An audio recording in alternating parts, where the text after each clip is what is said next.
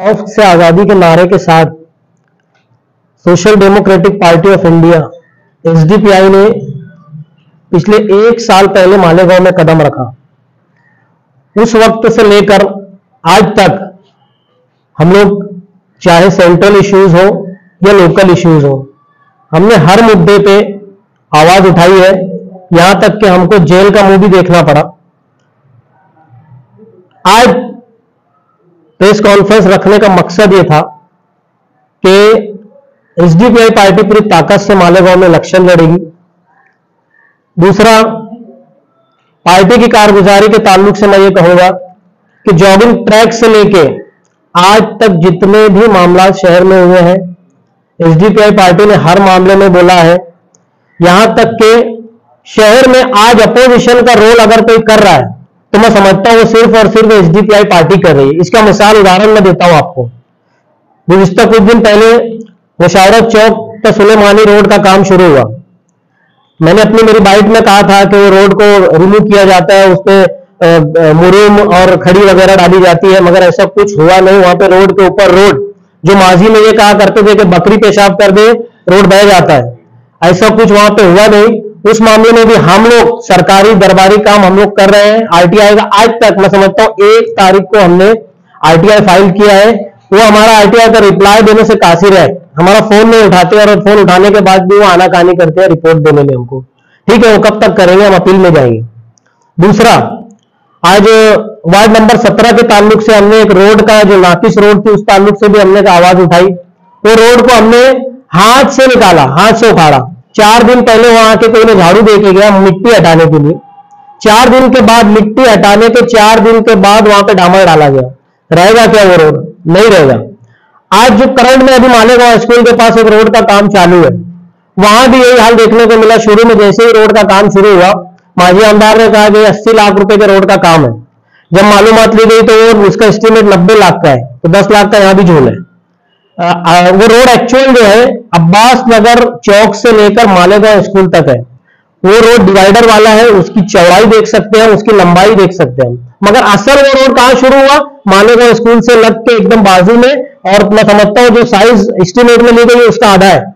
तो ये कैसी भ्रष्टाचारी, इसका अपोजिशन करने वाला कौन है? इसके खिलाफ आवाज उठाने वाला कौन है? यहां बात एक दिख के आती है कि तेरी चोरी पे मैं चुप, मेरी चोरी पे तू चुप, और तीसरा कोई आके उस पर शुगर कोटेड बात करता है। असल अपोजिशन शहर में जो काम नहीं हो रहा है, मैं समझता हूं असल इसके अंदर अपोजिशन की खामोशी है, या अपोजिशन क्या कहते हैं उसको, अपोज करना ही नहीं जानती।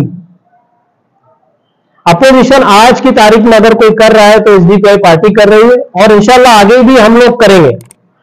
हमारे अपोजिशन करने के ताल्लुक से मैं कहूंगा कि इनको हमारे विरोध करना भी इनको पसंद नहीं आ रहा है, हमारा तरीका इनको नहीं अच्छा लग रहा है। कई पुलिस के जरिए, कई एजेंसीज के जरिए हमको हरासा करने की कोशिश की जा रही है।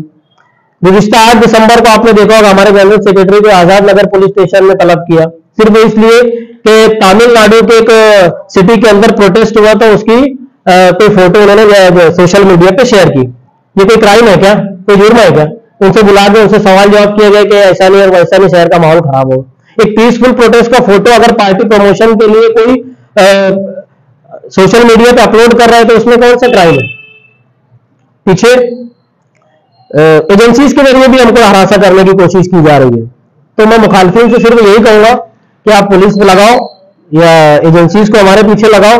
हम लोग शहर की बका के लिए, शहर के हित में तुम्हारे जो करप्शन के काम है, जो बदलवाने के काम है, हम जनता तक पहुंचा के रहेंगे और उसका सॉल्यूशन भी निकाल के रहेंगे इंशाल्लाह। देखिए, BJP government operated by RSS एक मनुवादी, एक फैसिस्ट सोच लेके हिंदुस्तान के संविधान के विरोध में काम कर रही है, आवाम के खिलाफ में काम कर रही है। डेमोक्रेसी का बेसिक रूल ये होता है अपोजिशन। अगर गवर्नमेंट की नीतियां अगर पब्लिक के खिलाफ जा रही है तो लोगों में, दूसरे पार्टीज ने एक या कुछ लोगों ने आवाज उठाना चाहिए उसके खिलाफ में। लेकिन बीजेपी ये चाहती है कि कोई भी हमारे अगेंस्ट में बात ना करे। वो हर तरीके से सेंट्रल एजेंसीज को मिसयूज कर रही है, हमारे महाराष्ट्र में भी हमने देखा कि ईडी का किस तरीके से गलत इस्तेमाल करके उन्होंने मेंदे सरकार बनाई अभी। तो इस तरीके से सब कुछ चल रहा है सिक्योरिटी एजेंसीज का इस गलत इस्तेमाल करके। अब उन्होंने पॉपुलर फ्रंट पे जो पाबंदी लाई नहीं लाई वो पॉपुलर फ्रंट जाने, लेकिन हम लोग वो भी शक के दायरे में है जो नवाब मलिक उन पे कार्रवाई की गई, वहीं पे देशमुख साहब जो गृह मंत्री उन पे भी कार्रवाई वो शक के दायरे में है, क्योंकि आज सेंट्रल एजेंसीज जो है वो सिर्फ सेंट्रल गवर्नमेंट के हाथ के तोते बन के बैठे हैं, तो हम लोग उसकी रिलायबिलिटी पे नहीं करते। पॉपुलर फ्रंट के ताल्लुक से बोला जाता है मीडिया के अंदर भी हमसे जोड़ने की कोशिश की जाती है, लेकिन इलेक्शन कमिश्नर जो इंडिया के निवडणूक आयोग जो होता है उसके मेन है ना, उन्होंने बाकायदा प्रेस में स्टेटमेंट दिया है कि हमको ऐसा कोई लिंक नहीं मिला है पॉपुलर फ्रंट के साथ में, लेकिन चंद फिस्ताई ताकतों को जिसको बोल सकते हैं गैर डेमोक्रेटिक जो ताकतें हैं इनको कुछ ना कुछ करके रिलेशन बनाने की कोशिश करना है। और आपको जानकर ये होगा ताज्जुब, सोचने की बात है, यहाँ की जो लोकल सियासत है, हमारे राहिल साहब ने अभी बताया कि जब रोड रास्ते के मुद्दों पे जब उठाए जा रहे हैं ना मुद्दे, तो फोन आ रहे हैं कि ये मेरा काम है, क्यों टांग अड़ा रहे हो, नहीं सुनते हैं, ठीक है हम लोग साहब को बोलते हैं एडमिनिस्ट्रेशन को, उसके जरिए से बुला के साहब जरा उनको टाइट कर दो। आप किसको कर रहे हैं?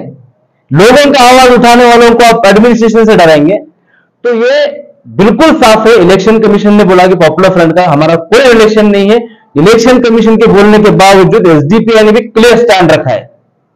हाँ, हम लोग बहुत सारे सामाजिक एनजीओ के साथ में ये रहते हैं, उनके प्रोग्राम्स भी जाते हैं, इसका मतलब ये नहीं कि हम उनसे जुड़े हुए हैं, बहुत सारे कॉमन प्लेटफॉर्म होते हैं। तो बिल्कुल किसी भी तरीके से पॉपुलर फ्रंट ऑफ इंडिया के साथ में एसडीपीआई का रिलेशन नहीं है, और ना हमारे पार्टी के अंदर भी ये चीजों का कोई कार्यकर्ताओं का ये है। हाँ, आप ये बोल सकते हैं उनका कोई प्रोटेस्ट रहेगा, कोई गया रहेगा, वो एक अलग बात है, मगर इस तरीके से पूरे तरीके से गलत है। लेकिन इसका मिस इंफॉर्मेशन फैलाकर यहाँ के सियासी लोग एसडीपीआई को लोगों के बीच में बदनाम करने की या डिमोरलाइज करने की नादान कोशिश कर रहे हैं, जो कभी कामयाब नहीं होने वाली है। आप कहां से? मैं पुणे से हूं और स्टेट जनरल सेक्रेटरी हूं। अजहर तामुली पुणे से है, स्टेट जनरल सेक्रेटरी। उनके बाजू में ताज सिद्दीकी साहब है, स्टेट सेक्रेटरी है, स्टेट सेक्रेटरी। और अब्दुल्ला खान को जानते हो, स्टेट वर्किंग कमेटी के मेंबर है। उसके बाद जो है हमारे अजमुर रहमान साहब, वो भी हमारे पार्टी में शामिल हो चुके हैं बाकायदा तौर पर। किसी को सवाल है? हमारे